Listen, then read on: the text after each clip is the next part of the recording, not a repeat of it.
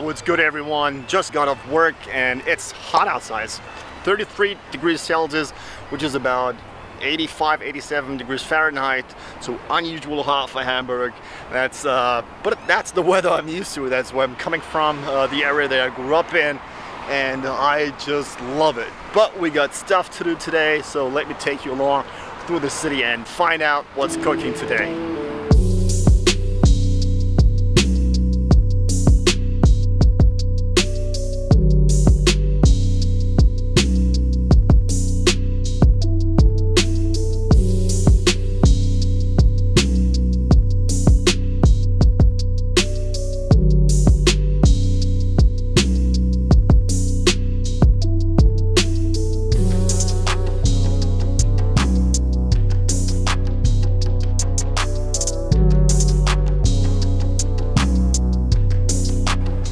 So today I want to talk about the Reebok Aztrek, which released in two dope colorways: vintage, OGs, retros, whatever you want to call them. And well, basically I got this baby right here.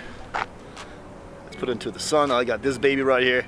They released another one which is white and teal, but I like this one better for now. Even though the other one's pretty fire as well. The longer I look at it, the better it looks. But we're gonna be taking a look at these ones today, so stay tuned.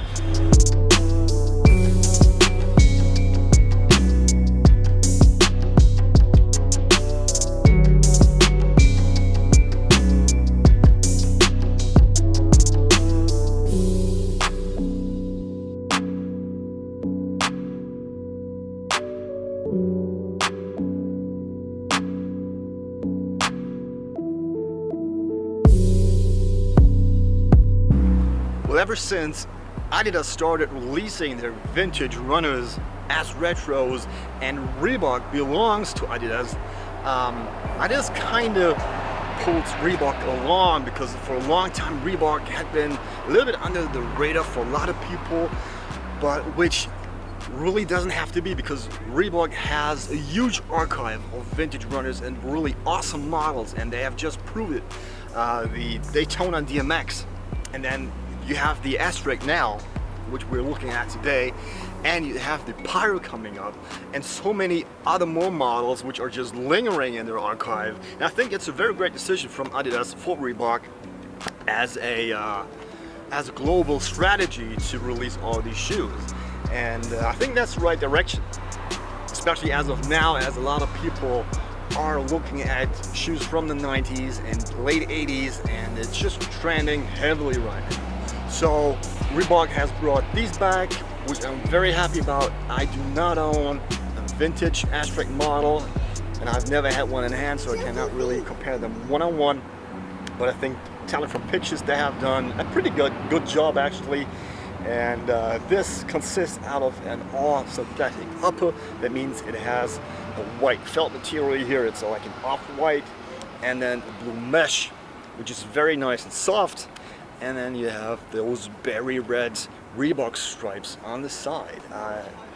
It's rounded off with a white midsole, which has a little gray hit on the medial side, and they have given it the classic Aztrek outsole, but which in its materials remind me a lot of the Adidas Questons. And then here, of course, you have the Hexlite diamond for the cushioning of the heel. And I think this is a pretty comfortable shoe, and a lot of people think that they have to buy Boost to have a comfortable shoe, and I could not disagree more, because I think a lot of companies had invested into cushioning systems and developed their cushioning systems and improved the running technology greatly.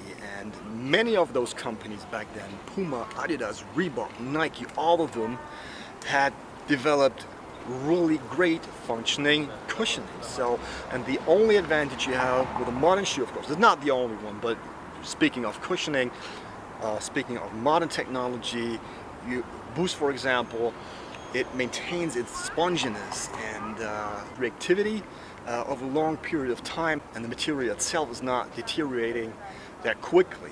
But for conventional use, for everyday use, just walking around the city, this will serve you just great. The only gripe I have with the design is the toe box, or the shape of the toe box. It is a little bit edgy, as you can see, and I think I will give this a little iron job to make this a little bit less of a bulky shape here, to round this a little bit off. But I'm gonna be careful with it not to overdo it, because otherwise you're gonna misshape a shoe pretty quickly, and that doesn't look right then as well. Sizing wise, I would go with your true size. Unfortunately, I was not able to go with my true size because there simply isn't a half size between a 12 and a 13. And I know for sure that a size 13 is way too big, so I went with a 12. And I do have a little bit of room. I'm able to put my pinky in between the heel cup and my heel, which is usually enough for me. That's the minimum that I need to feel comfortable. And I do have other shoes which fit pretty similar, and I never have any problems with it wearing it throughout the day. And as the toe box is relatively wide for my taste, I have narrow feet. It might even be the true size for me would be a little bit big. Not sure about that. That's just pure theory. I don't know. I'm fine with these, no issues. So, but if you have a normal or wide foot, I would definitely recommend going true to size. I think all in all, a great shoe, and as always, I cannot wait to throw these babies on feet. So stay tuned for the unfit section coming right up.